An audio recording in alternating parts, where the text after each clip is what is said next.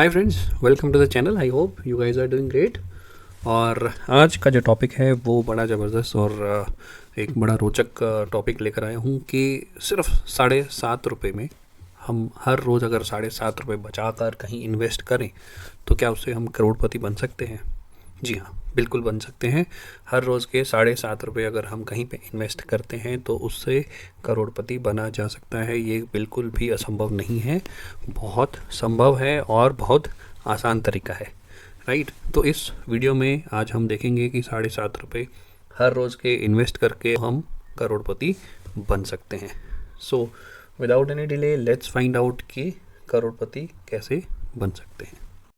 Okay, सो ₹7.5 हर रोज़ के अगर हम 30 डेज से मल्टीप्लाई करते हैं, एक महीने में 30 दिन होते हैं, सो 30 इंटू 7.5 तो आता है ₹2250। सो हमें महीने के इन्वेस्ट करने हैं ₹2250, राइट।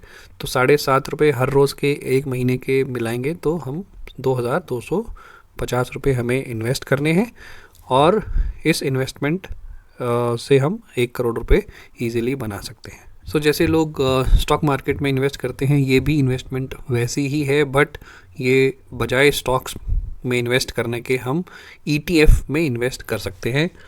ETF क्या होता है? ETF होता है इक्विटी ट्रेड फंड। तो ये इतना, जैसे स्टॉक मार्केट में जो स्टॉक्स होते हैं वो काफ़ी वोलाटाइल होते हैं, उसमें काफ़ी ऊपर नीचे उतार चढ़ाव होता रहता है और एक दिन में ही 8 से 10%, 15%, 20% तक गिरावट भी होती है और उतना ही उछाल भी आता है। बट जो ETF है वो ETF जैसे म्यूचुअल फंड्स होते हैं उसी की तरह होते हैं और इसमें इतना ज़्यादा जो है रिस्क इन्वॉल्वमेंट नहीं होता है जितना कि डायरेक्ट स्टॉक्स में होता है। तो इसमें जो गिरावट भी होती है बड़ी नॉमिनल सी गिरावट होती है। अगर स्टॉक 10% गिर रहा है, 15% गिर रहा है तो ETF में मैक्सिमम 1%, 2%, इससे ज़्यादा की गिरावट एक दिन में नहीं होती है। तो जैसे इसमें ऑलरेडी लिखा हुआ है कि ETF एक प्रकार का निवेश फंड है जो कि म्यूचुअल फंड की तरह ही काम करता है और एक प्रकार की सुरक्षा है। तो जो ये सेफ्टी होती है वो शेयर बाज़ार से कंपैरेटिवली काफ़ी सेफ़ है ETF। और जो ETF होते हैं वो भी जैसे म्यूचुअल फंड्स होते हैं उसी की तरह खाली एक जगह पैसा नहीं लगाते हैं। ये कमोडिटी में पैसा लगाते हैं, स्टॉक्स में लगाते हैं, करेंसी में लगाते हैं और जितने भी इन्वेस्टमेंट के प्लेटफॉर्म्स अवेलेबल हैं उन सब में थोड़ा थोड़ा पैसा लगाते हैं। उनसे एक इनकी जो इन्वेस्टमेंट है वो डाइवर्सिफाई होती है और उसी की वजह से ये ETF और म्यूचुअल फंड्स कंपैरेटिवली सेफ़ होते हैं। सो अब देखते हैं कौन से ETF में है जो कि हमें ₹2250 हर महीने लगाने के बाद हमारा जो ₹1 करोड़ बन सकता है। तो इसके लिए हमें 2 ETF सिलेक्ट करने पड़ेंगे। एक तो है निफ्टी बीस बोलते हैं इसको, और जो दूसरा है वो है जूनियर बीस, ETF जूनियर बीस। अगर हमें सपोज़ ₹100 लगाने हैं इसमें तो उसमें हम 80%, ₹100 का 80% मीन्स ₹80 जो हैं वो हम निफ्टी बीस में लगाएंगे और जो 20% है, जो 100 का 20% मीन्स ₹20, जो ₹20 हैं वो हम जूनियर बीस में लगाएंगे, राइट। तो एक बार कैलकुलेशन देख लेते हैं। सो 2250 इंटू 80% इंटू 100, ओके। सो ये आया है ₹1800। तो हम ₹1800 जो हैं वो हम लगाएंगे निफ्टी बीस में और जो बच गया है, अब टोटल अमाउंट थी हमारी 2250, उसमें से ₹1800 जो है हमने निफ्टी बीस में लगा दिए और जो रिमेनिंग बैलेंस है, बैलेंस क्या रहेगा? 2250 माइनस 1800 तो बैलेंस आया ₹450। तो जो ₹450 हैं वो हमें जूनियर BEs में लगाने हैं। तो ₹1800 में निफ्टी बीस में और ₹450 हमें हर महीने जूनियर बीस में इन्वेस्ट करने हैं। और ये इन्वेस्टमेंट जो है ये काफ़ी सेफ़ इन्वेस्टमेंट है और इसमें हमें इतना ज़्यादा स्टडी करने की ज़रूरत नहीं है। हमें रोज़ रोज़ ये नहीं देखना है कि स्टॉक मार्केट कितनी है और हमारा जो फंड है कितना हो गया है। तो आप इसको कभी महीने, 1-2 महीने के अंदर आप क्रॉस चेक कर सकते हो। तो इसमें जो रिटर्न है वो काफ़ी अच्छा रिटर्न है। मैं आपको जैसे जैसे वीडियो आगे बढ़ेगा तो मैं आपको बताऊँगा कि कितना रिटर्न इसमें मिलता है, क्या एवरेज रिटर्न है। तो वीडियो को अंत तक ज़रूर देखिएगा। निफ्टी 50 का जो PES ETF है वो निपॉन इंडिया कंपनी जो है वो मैनेज करती है। तो इसका जो अभी करंट का प्राइस जो है दैट इज़ ₹196.5। तो ₹196.50 का है। इसमें अगर कल के ट्रेडिंग सेशन में आप ओवरऑल मार्केट देखेंगे तो मार्केट तकरीबन 2% के आसपास गिरी थी। सेंसेक्स, निफ्टी 50, बैंक निफ्टी जितने हैं जो इंडाइसिस हैं, तो ये सब इंडाइसिस काफ़ी मतलब 1.5 से 2% गिरे हैं, और इसमें आप देख सकते हैं सिर्फ 0.97% की ही गिरावट आई है। ओके, तो हम इसमें देख लेते हैं कितना रिटर्न जैसे मिला है, कब से स्टार्ट हुआ था ये।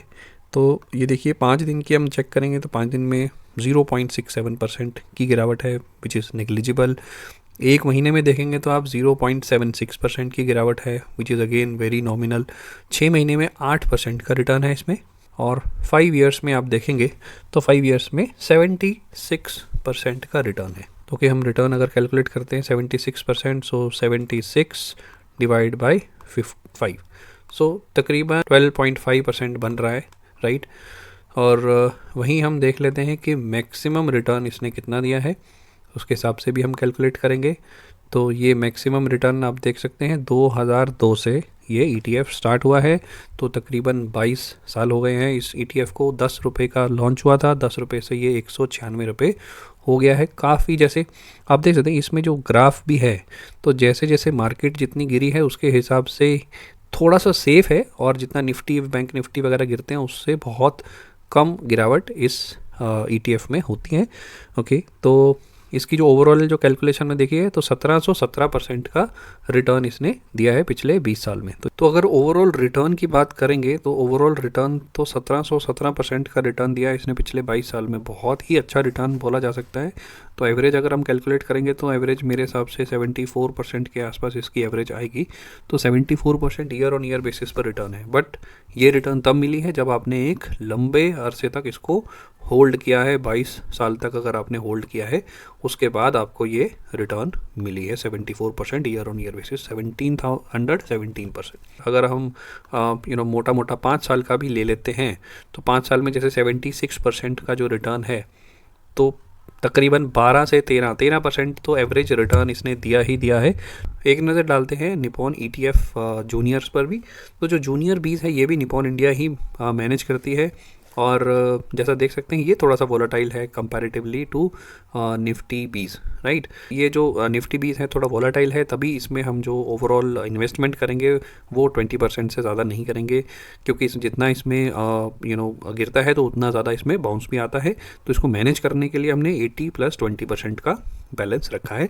5 दिन में हम देखते हैं, 5 दिन में 2% की गिरावट है। एक महीने में देखेंगे तो अगेन 2% के आसपास है। 6 महीने में देखेंगे तो 3% का रिटर्न है, और वहीं एक साल में 2.5% के ऊपर का रिटर्न है। 5 ईयर्स में इसका जो रिटर्न है that is 43%। Okay, so 43% means around 9% का रिटर्न है इसका। और वहीं मैक्सिमम पे देखेंगे तो 223% का रिटर्न है। ये अगेन जूनियर बीज जो है वो 2003 से है, तो इसको भी तकरीबन 20-21 साल हो चुके हैं। इन दोनों का अगर हम एवरेज लेकर चलते हैं 1717% उसका और 223% इसका, तो एक एवरेज भी बनाएंगे तो हमारा मोटा मोटा जो रिटर्न है that will very between 14 to 15%। तो हमारा ईयरली जो रिटर्न है वो तकरीबन 14 to 15% आएगा, जो कि निफ्टी जो इंडेक्सेस हैं सेंसेक्स के हैं या निफ्टी 50 जो हैं उनसे कंपैरेटिवली इसमें 1 से 2% ज़्यादा रिटर्न मिलता है। प्लस इसकी जो एक ख़ास बात है, जो एक मेन जो ब्यूटी है वो ब्यूटी ये है कि हमें 10 स्टॉक, 20 स्टॉक, 40 स्टॉक वो वाला पोर्टफोलियो नहीं बनाना है। हमें सिर्फ ये 2 ETF लेने हैं, और इसमें हम मंथली थोड़ा थोड़ा पैसा अपना बचाकर इसमें इन्वेस्ट करते रहेंगे ताकि हमें एक अच्छा सॉलिड रिटर्न मिल सके। मिनिमम 5 साल तक आप इसको ज़रूर लेकर चलिएगा ताकि आपको एक बेहतरीन रिटर्न मिल सके। 5 साल से कम आप इसको नहीं रखिएगा, क्योंकि 5 साल एक एवरेज टाइम पीरियड होता है किसी भी इन्वेस्टमेंट को अच्छा रिटर्न देने में। सो एक नज़र डालते हैं, एक कैलकुलेटर है कंपाउंड इंटरेस्ट का, ऑनलाइन मैंने चार्ट खोला है। तो अगर इसमें मैं डालता हूँ amount you can invest today, 7 rupees में डालता हूँ, राइट। महीने का मैंने डाला 2250 रुपये। इसमें लिखा है नंबर ऑफ़ ईयर्स। सपोज़ अगर आपने इन्वेस्टमेंट करनी है अपने बच्चों के लिए, एजुकेशन के लिए, अपनी रिटायरमेंट के लिए, अगर आपकी एज 25-30 के आसपास है और आपको रिटायरमेंट का प्लान करना है, या आपका बच्चा 1-2 साल का है और आप उसको एक हायर एजुकेशन के लिए देगा, तो आप इसमें एक एवरेज 30 ईयर्स का हम लेके चलते हैं। Okay, so 30 year is something which we are targeting. तो 30 साल हमने ले लिए हैं कि हम इसको 30 साल तक इन्वेस्ट करेंगे। 7 रुपये, 7.5 रुपये हर रोज़ के, महीने के 2250 रुपये। ओके, तो यहाँ पे भी हम 30 कर लेते हैं।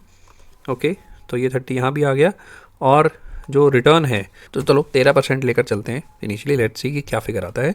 सो गाइस, जैसा आप स्क्रीन पर देख सकते हैं, ये 30 ईयर्स के बाद मेरी जो टोटल इन्वेस्टमेंट होगी वो होगी 8,10,000 रुपये। 30 साल में मैंने इन्वेस्ट कितने किए? 8,10,000 रुपये।